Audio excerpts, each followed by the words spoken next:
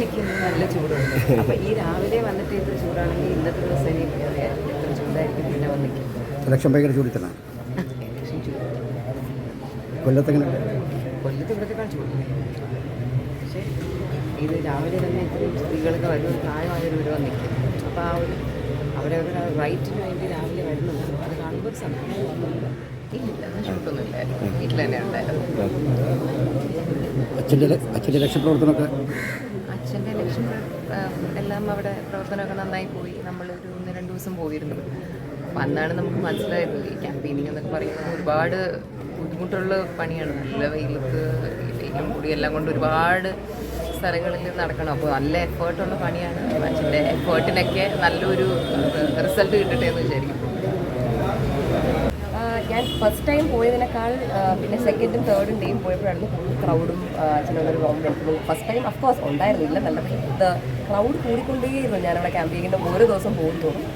And ആ ഒരു ക്രൗഡിൻ്റെ ഒരു ഇത് വെച്ചിട്ട് ഇത്തവണ അച്ഛൻ ജയിക്കണമെന്ന് തന്നെയാണ് എൻ്റെ ഒരു ആഗ്രഹം. നമ്മുടെ എല്ലാവരുടെയും ആഗ്രഹം അത് തന്നെയാണ്. പിന്നെ അഫ്കോഴ്സ് എല്ലാവരും എഫോർട്ട് ഇടുന്ന പോലെ തന്നെ അച്ഛൻ ഒരുപാട് നല്ല എഫോർട്ട് ഇട്ടിട്ടുണ്ട്. So let the right candidate win.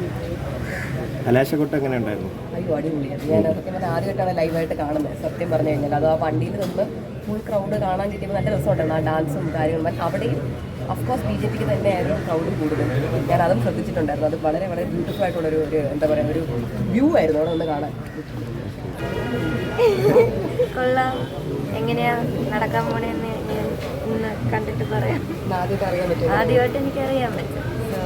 Vote ചെയ്ത് ക്ഷേമമായി. കൊല്ലത്ത് പോയിട്ടുണ്ടായിരുന്നില്ലേ?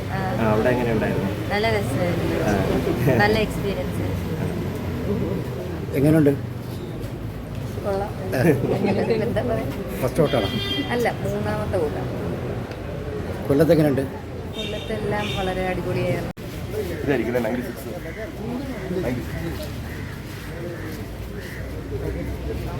സാധാരണ തെരഞ്ഞെടുപ്പുകൾ വെച്ച് നോക്കിക്കഴിഞ്ഞാൽ ഇതൊരു വ്യത്യസ്തമായ തെരഞ്ഞെടുപ്പാണ്. കാരണം സാധാരണ നമുക്ക് ഇലക്ഷൻ കഴിഞ്ഞ് വോട്ട് കൗണ്ട് ചെയ്യുന്നവരെ കാത്തിരിക്കണം. പിന്നെ അത് വരുന്നില്ല. ഏകദേശം ഒരു ധാരണ രീതിയിലായി കഴിഞ്ഞു. ചരിത്ര ഒരു ഇലക്ഷനാണ്.